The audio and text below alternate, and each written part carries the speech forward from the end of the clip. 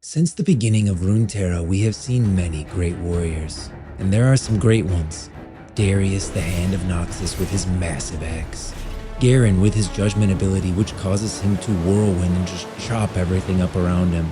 And even Braum forgoes the sword altogether for a shield that was crafted by a Froyordian ram god, and literally just swings that around to crush the skulls of anything in his path. None are as legendary or epic as Pantheon. God died. The man lives. And by Pantheon, I'm not talking about the aspect Pantheon who is honestly overconfident and pays the price for it. More on that later. But the actual man who was possessed by the aspect of war named Pantheon for a short time, and is the Pantheon we see in game today, known as the Pantheon Reborn. This man's name? Atreus. We are what we overcome. Now, Atreus was born on the hostile slopes of Targon, and named after a star in the constellation of war, known as the Pantheon. Like many in his tribe, he trained to join the Rakor's militant group, the Raharak. Now, the Raharak are soldiers of the Solari, and the term Raharak means followers of the horizon. Now, we could do a whole video on the Solari and the Lunari, who are the denizens of Targon, but the main thing you really need to know about these two groups is that they hate each other. And I don't mean kind of hate each other, I mean they hate each other like a religious, fanatical, zealous mob hates anyone who does not agree with them. Other than that, they actually have a lot in common. The Solari worship the sun, and the Lunari worship the moon. And in our world, we know that the moon just reflects the sun's light, and Aurelion Sol even looks at Diana, who embodies the aspect of the moon, and Leona, who embodies the aspect of the sun, and says, "You and Leona embody the same light. Typical Targon redundancy." And yeah, I said aspects. Now, aspects are basically heavenly beings of the stars who, if someone climbs to the peak of Mount Targon, no easy task given it's the tallest peak in Runeterra, probably comparable to climbing Mount Everest, may inhabit them. Usually we see this as a mutual thing like Diana and Leona, where it's almost like a bond. And Aurelion Sol is one of those aspects who also deserves a video to himself. But he hates the Lunari and the Solari and all other aspects. And so yeah, Targon, you have the Lunari, the Solari, they hate each other. Aurelion Sol hates both of them, and so there's a lot of hate in Targon. But Aurelion Sol actually has good reason. The other aspects tricked Aurelion Sol to coming to Runeterra, then strapped a crown on his head which began draining his power to raise immortal god warriors in Shurima from a sun disk that they had them build for some unknown future war. Then the crown hurled him back from Runeterra and prevented him from getting any closer, all while the sun disk drains his power, and by power I mean a lot of power. They mock him by calling it the sun disk, when he literally is the star forger who created every sun in the universe. And now that he was hurled away, he can't get any closer, so the suns around Runeterra could not be maintained and are starting to flicker out. Sure, he's a space dragon, but that doesn't mean he doesn't have feelings. But back to Targon. You have Atreus, who again is of the Solari, and from an early age he knew he was destined for battle. Like many in his tribe, he trained to join the Rakor's militant group, the Raharak. He was never the strongest or the most skilled warrior, but Atreus persevered, standing up bloodied and bruised after each bout. In time, he developed a fierce rivalry with a fellow recruit, Pylas. But no matter how often Atreus was cast onto the stones, he stood back up. Pylas was impressed by his unrelenting endurance, and through the blood they spilled in the training circle, a true brotherhood was born. Atreus and Pylas were among the Rakor who stumbled across a barbarian incursion. Now, the barbarians are basically just random groups that loot and pillage the lower villages of Targon.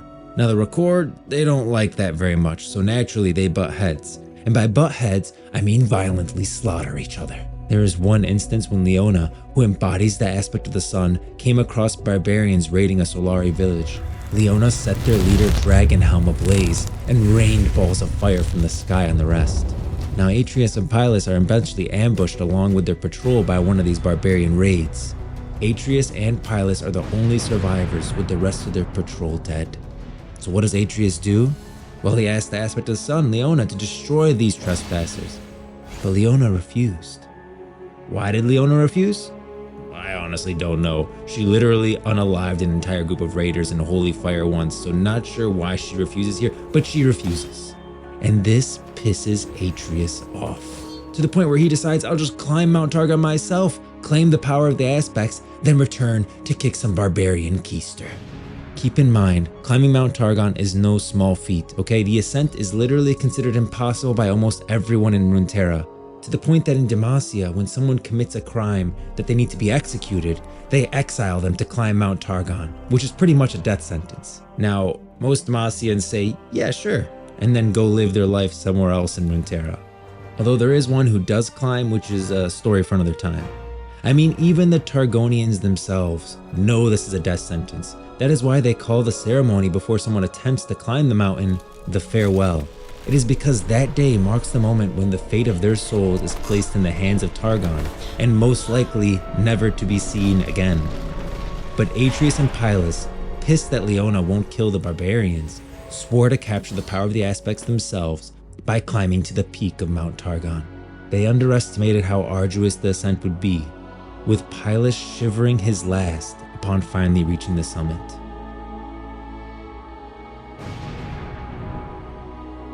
Only Atreus remained as the skies opened, making him host to the divine aspect and the power to take revenge. But it was not a man who returned to the Rakor afterwards, spear and shield gleaming with celestial might. It was the aspect of war itself, the Pantheon. Judging Atreus unworthy, a warrior who had known only defeat, it had taken control of his body to pursue its own ends, a task considered too great for mortal men.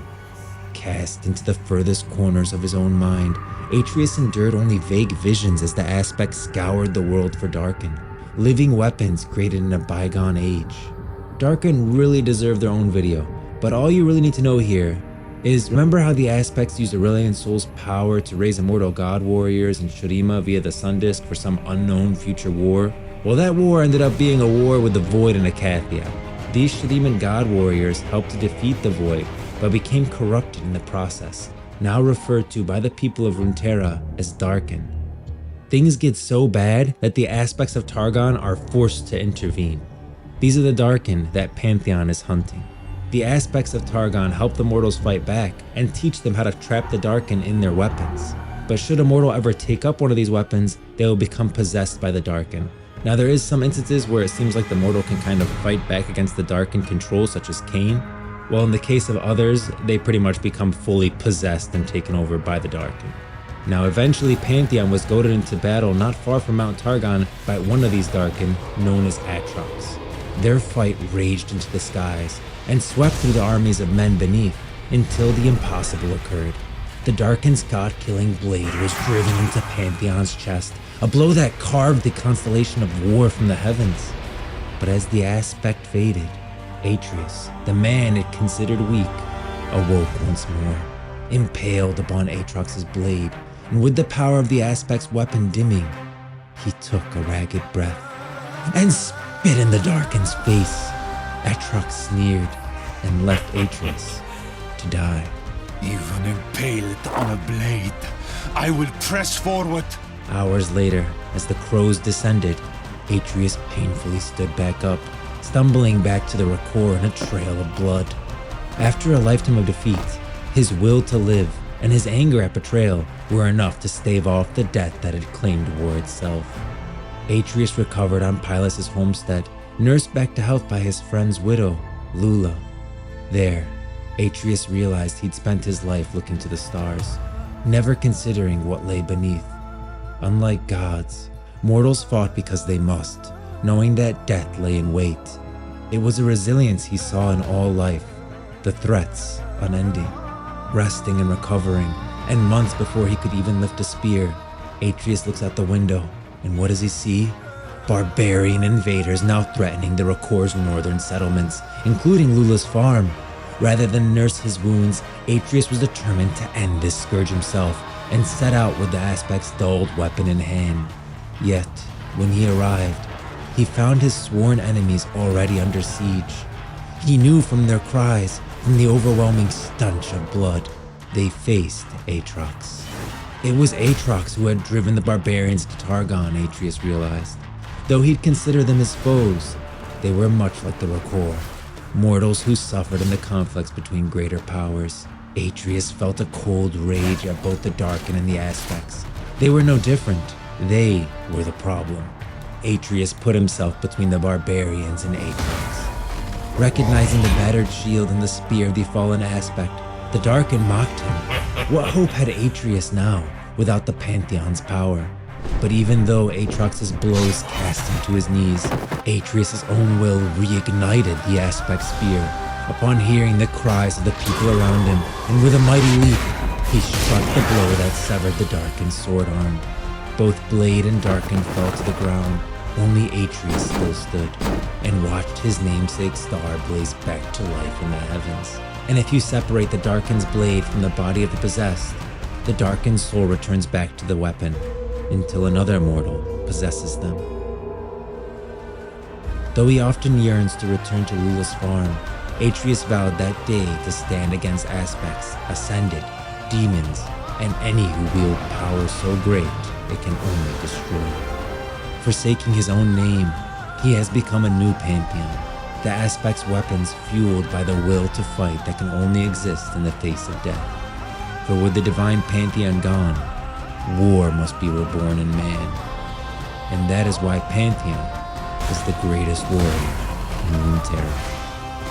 I'm sure he gets possessed later during the Sentinel's Light event by Viego, which is the second time he gets possessed, which is starting to look like a little bit of a trend, but hey, hopefully that's no longer canon. The heavens do not fear me because I am a god. They fear me because I am a man. They are called gods, but when they die, you cannot hear their howls above the wind. The stars are beyond my reach, and so I grasp my spear and take aim. I fight until the blood takes the spear from my grasp, until I can only crawl. And even then, you will not defeat me. Even then, I will spit in your face.